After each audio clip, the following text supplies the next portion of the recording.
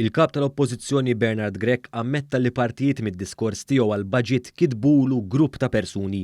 Grech qal dan fuq ix-xandir nazzjonali l-4 filgħaxija u li fih tkellem ukoll il-Prim Ministru Robert Abela. B'daru mal-ħajt mistoqsi dwar id-diskors tiegħu dwar il-baġit, Grech qal li huwa delega xogħol tal-kitba tad-diskors tiegħu.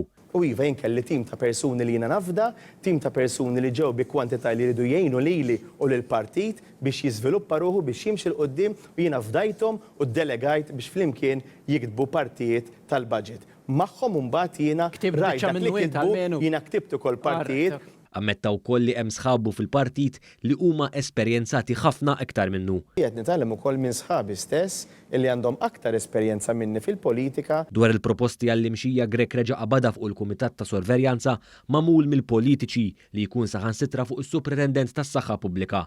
Hawnhekk anke l-preżentatur tal-programm ġibidlu l-attenzjoni dwar l-effettività ta' din il-proposta. Aħna ednilhom fost oħrajn ħalli naqralek biex anke m'għandhomx semmejt fid-diskors tiegħi jumejlu illi jitwaqqaf sewwa kumitat ta' sorveljanza. Imma x'tieħu il-kumitat? Dan il-kumitat kif spjegajt jiena. Għax in-nies ma tihomx tort il-kumitat jaħsbu li qgħod jiddiskuti il-kumitat. Dwar dan tkellem ukoll il-Prim Ministru Robert Abela. Il-kumitat biex magħmul mill-politiċi. Issa jew qed ngħidu l-politiċi għandhom ħallu l-parti medika għall-esperti mediċi. Jew qed ngħidu li l-politiċi se nindaħlu f'kollox.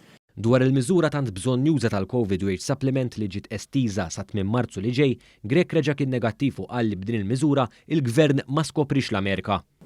Mhux ħafna pajjiżi għamlu għadija ġifieri daħna. Din hija xi ħaġa li anke aħna qbilna magħha u suġġerejniha wkoll fil-pre-budget document. Jiġifieri hawnhekk ma skoprejniex l-Amerika. Dwar id-deficit f'pajjiżna riżultat ta' qatt ta' miżuri tal-Gvern ta' spalla għan-negozji u l-ħaddiema, Bernard Grech qal li dan huwa daħk fil-wiċċ. Ikkritikajtu għax fl-aħħar tas-sena dieħla se jkollu deficit ta' xi 800 miljun. Xi pretendejt. Imma l-fejn kritikajtu. Minħabba l-COVID bil-forsi tispiċċa.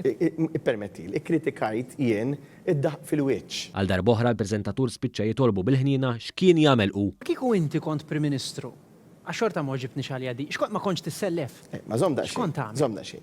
L-ewwel ħaġa kieku jien kom Prim Ministru mhux se naqa' mis-sema llum.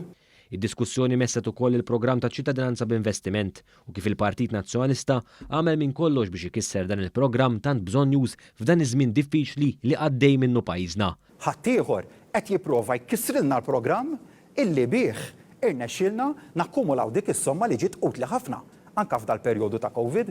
Meta mistoqsi dwar jekk jaqbilx ma' dan il-programm jew le, Bernard Grech ma weġibx. Jiġifieri intom taqblu li għandna nbieħu ċittadinanza għax nhar it-tnejn fil-Parlament qedlu kważi bdejt irrabja miegħu li qed ibih.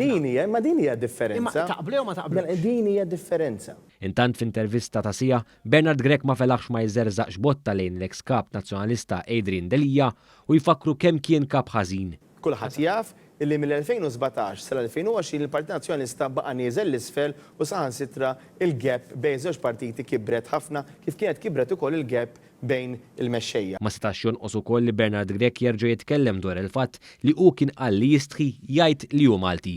Għal darb'oħra l-4 filgħaxija tenna x'kien qal. Iva, kont qed nażel illi ma ngħidilhomx illi jiena minn Malta meta jsaqsuni jekk kienx Grik jew le dak huwa l-kuntest.